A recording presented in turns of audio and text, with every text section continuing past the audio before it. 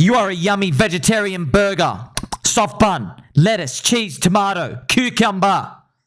And of course, a chicken fillet right in the middle. Baby dolls, we've got to speak about Ethereum today. Ethereum has been cooked lately, hasn't it? Ugh.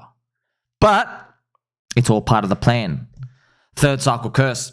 I'm actually going to show you what's going on from Dominatrix. Now, my friend Dominatrix, Dom, he does a nice post out here. And I'm also going to give you an overview of how everybody else is thinking about it.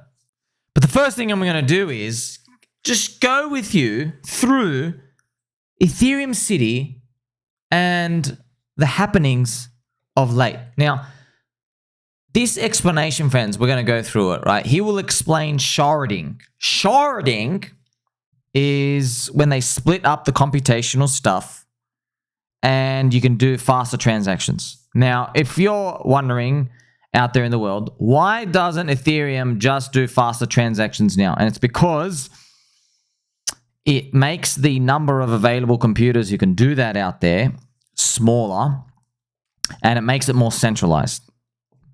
So Ethereum's vision is to be decentralized, but there's a problem. If you're fully decentralized all the time, you sacrifice speed. It's like having the safest car in the country.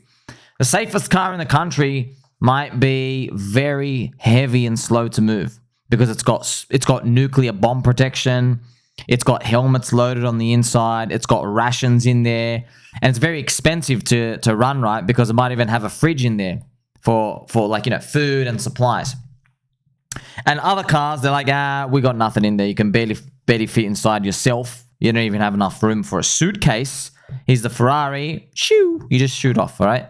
So they're two different things that are going on. Now, remember, Ethereum, friends, is like a wartime type of blockchain, which means if the government goes to war with crypto, Ethereum can't be turned off. So it's not the fun, super sexy bull market speculation that you want. Well, see, people think it is right now, but it's slowing down. Third cycle curse. It's not the one that you want, but it's the one you need in case things blow up. Further on. Okay, so this gentle person is going to go through some explanations here, and I'm just going to interject, just throw it out here. I think, while I pump some pump music, friends, I think ETH-BTC, we're going to be all right. We're going to be all right. But maybe it only climbs towards 0.10 this cycle. So I'm just going to show you my just random guess here. Because Ethereum, ETH-BTC, on the weekly chart has been having the longest downtrend ever in terms of time, like up to like 357 days. It has never before gone down for like 370 days. I'm expecting once this ship finally does turn around, well, I don't know when it will, but when it finally does turn around, it has the longest up season ever. But that longest up season doesn't mean necessarily it gets the biggest up move. It just goes up for the longest. So you don't know. But I have here drawn just to guess that when it turns around, there's maybe some bull market friendship. But when it comes back down, it doesn't actually flip red. You see, friends, see this is the weekly super trend. Right now, this is where the line will be. So it'll flip green here. And now it'll probably, I'm just guessing, just stay green for a very, very, very long time. Because that's just the way markets go, friends. The longer you get punished in one way, the better the slingshot on the other end. Now, I'm also going to give you the nice general conclusion. Until we see this, right? So Ethereum third cycle curse now. And then hopefully move around that 0.10 later on. What does 0.1 mean? Is Ethereum is 10% of Bitcoin's price. Maybe Bitcoin goes to 150K. Maybe Ethereum goes to 15K. Maybe. We hope. But I won't be surprised if, you know, Ethereum is like 10K and Bitcoin is 150-ish. That gives you some ratio in between, about 0.075. Now, this gentle person, Dominatrix, says, in an alternate reality where Ethereum did not give up on scaling L1, we're still a solid 12 to 18 months away from any implementation of sharding on mainnet. So he's just showing you how long it is to introduce this sharding. Remember, sharding is you get to keep decentralization because you're splitting up all the components, but it takes a long time because they've never done anything like this before, right? It's an achievement of humanity. So he then continues, even then, and that's only the first phase of sharding in which shards, other than the main beacon chain, can only receive and serve data. You got to add another 18 to 24 months at best for phase 2, where shards can execute smart contracts to actually lower the layer 1 fee. So if you add that up, man, you're looking at 3 years, 3 to 4 years. Erica Wall, shout out to that baby doll, Erica. She also, just watch out, Erica, curse of your life coming. But Erica, she basically mentioned it's about 3 years away as well. So you're looking at somewhere, let's just round it off to 2028. Now, that's why, friends, in my mind, I can just feel Ethereum is a big disappointment, right? It might not even get to the high, man. It could just like do this and then it sucks and everyone thinks it's game over. But then in the next 4th cycle for Ethereum, it actually goes up. Because remember, this is when sharding is expected. Sharding is actually right there. So what I'll do is I'll just show you on the vertical line. Sharding is expected, all these delays around here. That's the next Bitcoin halvening. You see that? Now, if we get there, basically Ethereum gets to do like 10,000 transactions and be decentralized and everybody gets to dream. But do you even want to wait that long? And do you even care by that point? Because that's a long time for all the altcoins to catch up. Like Pulse Chain. It is a long time. And it's good for Pulse Chain and everything else. So this guy basically says, so for 12 to 18 months, crypto Twitter is bearish on Ethereum because fees are still too high. And a common FUD talking point is that sharding has been promised for so long now. It's just vaporware. It will never happen. Ethereum never ships, as we all know. And he says, the best part is that in this alternate reality, layer 2s still exist. Except they're actually competing with Ethereum layer 1 now. Ouch, friends. Igon layer, Starkware, Melissa, all these other dog shit. Okay, they're competing with Ethereum. Ethereum said, hey, come join our network, layer 2s. But what ended up happening is they minted their own tokens and said they're Ethereum friendly. So they suck away the Ethereum capital and they have their own tokens. And as people like basically come in as a Venus flytrap. So he then continues, people now suddenly understand that scaling layer 1 with shards is way harder and it's going to take way longer than if the layer 1 of Ethereum simply delegated execution to them and focused on settlement and data availability. So basically, he's saying, well, this whole big vision, man, it's like many years away and that's a long time for everyone to whinge. He's basically saying Ethereum is like cucked this whole cycle for 3-4 years. How long are you going to wait for this stuff? He continues at the bottom. In this reality, the anti-Ethereum crowd on crypto Twitter understands that any scaling done on layer 1 compounds on the scaling effect offered by layer 2s. They decry core developer decisions to focus on Ethereum L1 users as political, bag-biased, and out of touch. By the time execution sharding is out and scale Ethereum finally does a 1000x, everyone will be on roll-ups enjoying 100,000x scaling. It's so dumb to expect these users to switch back to layer 1 after all this time, only to be met with a decrease of TPS. So he's basically saying all these things, if they keep finally playing out, by the time we get there, you're all on layer 2 anyway. By the way, when they say layer 2, think of Pulse Chain as well. Anything just outside of Ethereum that's also using EVM.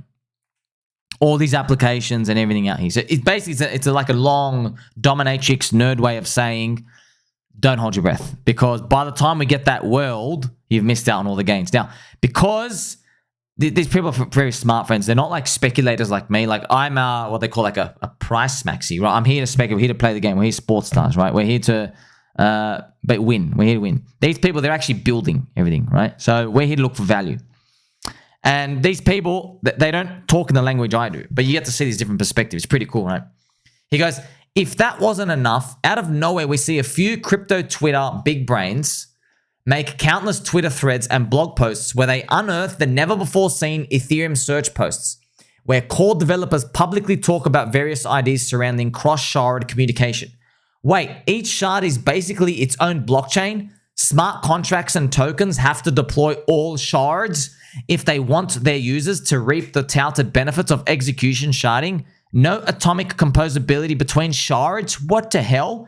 So each shard is its own little chain. So basically what he's saying is, he's like, guys, the whole idea of everything is there's chains everywhere. That's the whole future. And even Ethereum layer 1 mainnet, by the time they do sharding, everything's its own little chain thing. And composability, friends, I think it refers to, quote me if I'm wrong, but it refers to like basically talking to each other, each thing. So you don't make it more perfectly synchronous. So it's hard, right? You can't make one computer that just runs the whole world. Everything is better off isolated in the nodes and talking to each other. The problem is the slowdown between them, okay? When you want to do things really fast.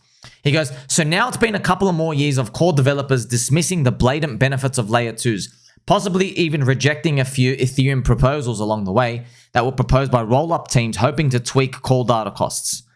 You see that? So, as he concludes, right? By now, it's even more common knowledge on crypto Twitter that this sharding plan was basically the same as roll-ups, which is like Arbitrum and stuff all along, except way worse. Every shard has the same slow upgrade cycles, the same virtual machine EVM, the code, the same time to finality, the same toolings, the same technical debt, the same everything. All imposed by the top-down core devs. Seriously, wouldn't it have made more sense to limit the scope of layer 1 to let a layer 2 ecosystem flourish at a fast pace?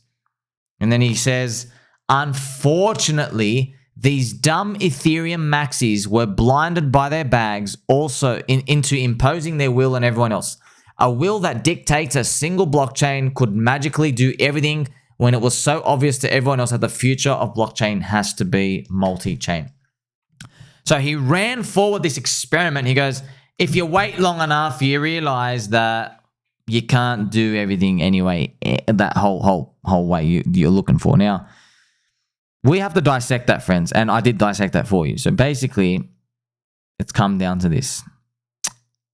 Your friend Somi was basically right. Well, decentralization is just a meme.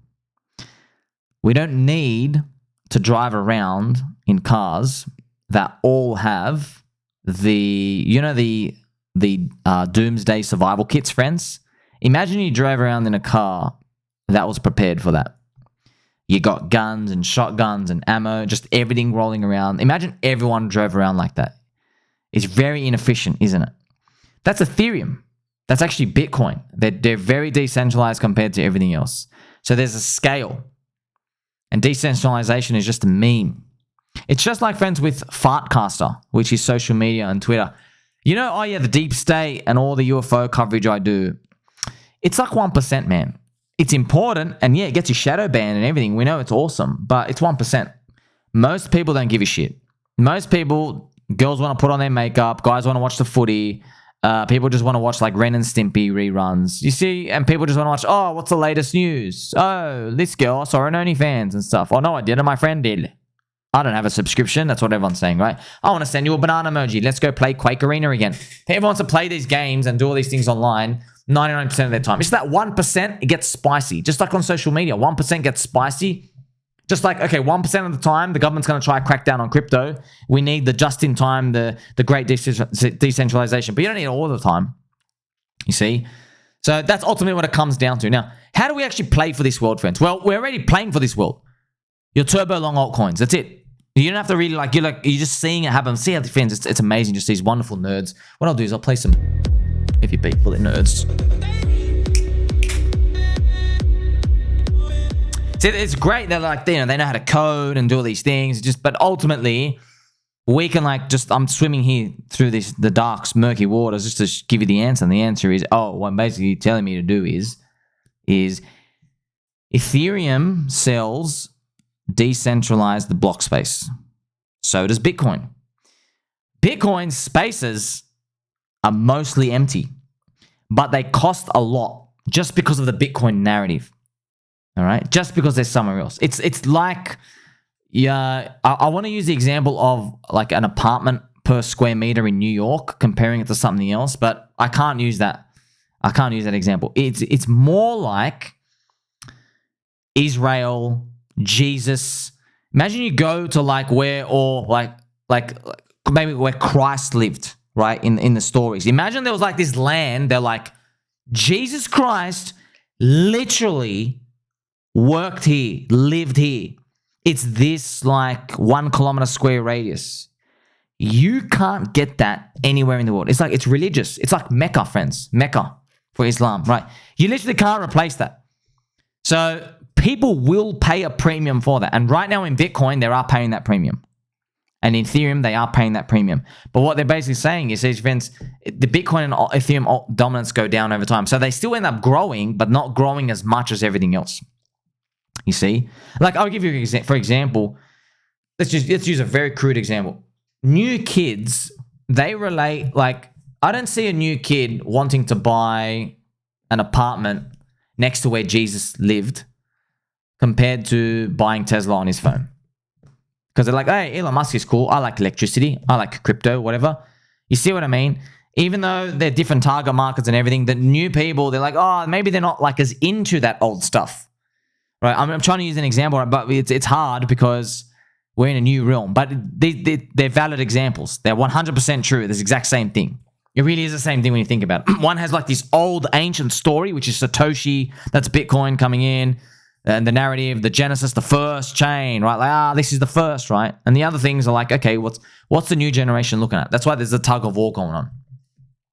Geordie Alexander, he replies here, friends, to another gentle friend, which I'll just give you his explanation here. So Mr. Llama on the brink. The issue with Ethereum is that the world is simply never seen anything like it before. When something doesn't fit someone's narrative or frameworks, their brains tend to short circuit. This is why we see such desperation in trying to label Ethereum as digital gold or tech equity or programmable money. People need frameworks they've been conditioned into accepting. And he says, look at this. So he also mentions, right, he goes, okay, analysts will track the PE ratios and the fees of Ethereum and stuff. And he says, well, with Bitcoin, it's like digital gold. He uses that example as well. He goes, seeing the value in Ethereum requires social awareness, a sense of understanding about the mission of the industry. So basically, you just got to be in the weeds. And it's when you're early to something, friend, that's being a visionary and early, right?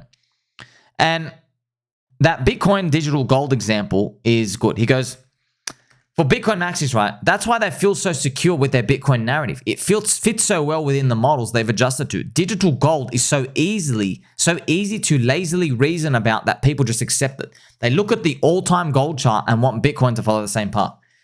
Key thing there is to follow, because Bitcoin doesn't own its own narrative. It's a narrative that is tethered to gold being valuable in the first place. So he's basically saying Ethereum is something unique and different, which he's on the right path here. And what do I know? I'm just a humble peanut brain, but we're all networks, bro. We're all networks, friends. Like, you want to say what your friend Sami thinks? I don't think. I'm just a humble peanut brain once again. We're all networks, man. They're all the same. They're all the same. And you go back to that example. Okay, Bitcoin is literally like owning, Nazareth, where Jesus went around, did some miracles, like owning land there. How much can you pay for that land? Yeah, someone's going to pay a lot, but you can't actually do anything with the land. You can't own a share of the land. Maybe you can't. Maybe there's restrictions and stuff. You get what I point. But it's the first. It's like an artwork. That's what Bitcoin is. It has this like gold digital story. But remember what Peter Schiff said, friends. It's true. Like, if Bitcoin drops 90% down, it's still stored value for the first 10% of buyers, but the bottom 90% all get destroyed. Okay, and you can still say it's up from day one. It's still possible, right? So it is interesting to think about things this way. Seeing the value of Ethereum is simply seeing the value of humanity when you give people maximum expressive freedom. This is a grandeur type thing. This is almost like, hey, Ethereum is super, super special. Geordie Alexander then continues, and when I read this, I was like, oh, wow, shout out to Geordie. You've been watching my channel, sir? Geordie Alexander, he goes, here's his writing. Ethereum is community money, and its value is purely derived from bonding strength of its community. If the community gets weakened, say it gets splintered off by newer narratives or having less public exposure, loss of excitement, or a stagnation, he goes, a weaker community, lower community value money. So this is the interesting part. He doesn't put Bitcoin in that camp. Maybe he does. Maybe you can correct me, Geordie, if you're watching. But Geordie is saying Ethereum is community money. No, Bitcoin is. Bitcoin is, sir. They're all community monies. They're all networks. Everybody is just speculating that their land will be worth more in the future because everyone thinks everyone else wants to come hang around on their piece of land. Digital land. When you own a crypto, friends, you're owning a share of a network on the internet. That's it. And you're speculating that more people are going to come. You know, for example, go back to go New York. Okay, why is a foot square meter in New York worth a lot more than like somewhere in just a random city in South America? Why? It's because there's more people with higher income in New York. A lot of people with a lot more wealth want to hang around that New York area, right? People in Bitcoin are believing that too. People in Bitcoin are holding Bitcoin. Why? Because they believe all the money, the USD, the gold, they think that all that money is going to come in and want to value that Bitcoin. Same as Ethereum. Same as all the altcoins. But now it's up to us to decipher, is the market right or market wrong, or who is actually going to get it and how much it's going to come in. He says here, this is where your friend saw me words that you one for one. Blockchain token holders are like football team fans. It's all about the desire to be a part of the community. Being digital has the advantage that you can target fans globally equally rather than in the football team's whole stadium. This is generally better than, though, if you screw up as a blockchain, you have less of a local monopoly to keep you in business. Yes, so that is the beautiful part about international blockchains, which we all are, is it's open for everybody. The tough part is it really is open for everybody. So anybody can come and steal your lunch. And you can't hold a gun to anybody's head. Just like with Ethereum, right? Or Bitcoin. People are just copy pasting stuff everywhere. Same as Uniswap. So who's winning though? That's why everyone has their own ideas of who's going to win. Is it people who are making price to earnings ratios or people with regulations? Maybe it's the cults, friends. That's what Bitcoin was at the start. The cults, the people who really believe. But also the cult, you need growth rate too. So I guess we'll see how that plays out, right? He also mentions layer 2s are taking away fees, all right? And that's a minor part of the puzzle. The question to decide if layer 2s antagonize its price. So for a second point, I would say, in a way, it forces Ethereum to go from being another team with fanatical supporters to growing up and being the NBA or Premier League itself, or which other teams play, but where a ton of value accrues to the organization itself, even if the fans of the sport are spending their time to the team stadiums instead of the NBA league. So it's basically saying, hey, Ethereum, if you make your layer 1 mainnet and have all these roll-ups that are paying you fees to use it, you're the NBA league, and all these other subculture communities come. But he also mentions, right, look at this point too. Are the layer 2s creating their own culture that takes away loyalty from ETH? Such a difficult thing. Are they doing that? When you have layer 2s, now, by the way, they all suck, but if you have a strong layer 2 maxi community, are they taken away from Ethereum? Yes. Yes, they are. Right now, we don't have them. You want to know why? Because the cults went and made their own freaking chain. Cardano, Solana. You have Pulse Chain. People who believe in it, they would just made their own chain. They're like, we're not going to go suck off ETH, right? Who sucks off ETH, friends? It's just ETH VC. It's the VCs. They're not even making their own cults and stuff. And by the way, you can figure out now, the stronger you are as a cult, people want to hold your coin and not ETH. They don't want to store value in the ETH thing anymore, which is a betrayal of the system. So a lot of these beautiful concepts, friends, they're great. And, you know, we can play some Habibi Albi music because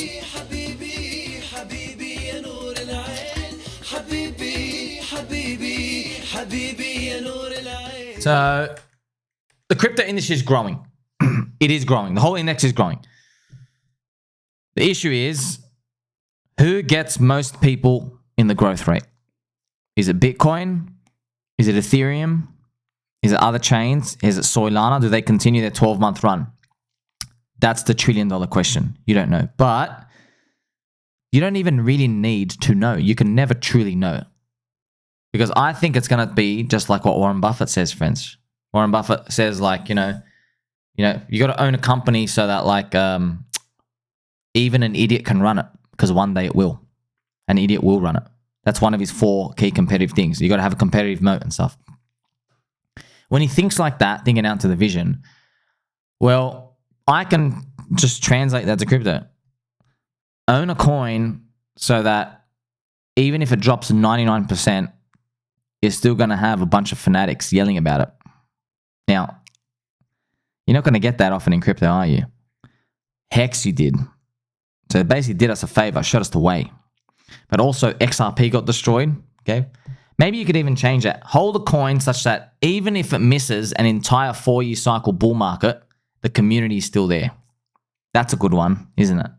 discovering it live for you on camera. You don't just need a 99%. What if you like miss the whole bull market? Tron did that and recovered. XRP did that. They're still around. Do you see? That probably increases your odds of survival rather than constantly trying to like peek what's around the next scenario, what's out there. So what next for Ethereum? Well, we need it to go up. We want it to go up. But you can see now selling a decentralized block space is like a commodity, but everyone's selling it too. That's why everyone's confused, because they're like, wait, if Bitcoin carries a premium, why can't Ethereum carry a premium? Well, maybe, friends, the answer, it's once again pointing to all altcoins. It's saying that, well, there's so much premium. What premium mean? It means people are excessively hoarding Bitcoin and Ethereum versus the rest of the industry. So Bitcoin and Ethereum expensive, the rest of the industry cheap. They are excessively hoarding it because they think the other altcoins are too risky. Because they don't understand. People feel bad because they think, oh, there has to be a use case. There has to be this, there has to be that. But actually just haven't realized it yet. And with time, you will see more cultists appear in each chain. And whoever's got the best cultists, they're the ones who have the value over time. So we're going to see how that works out. But for now, this story has been very interesting to follow, hasn't it? Will Ethereum turn around? Yeah, of course it's going to turn around. But how much? How much is a slingshot going to be? Are we going to be around for the next cycle? Yes, we are, friends. Make sure you like, subscribe, and I'll catch you next one.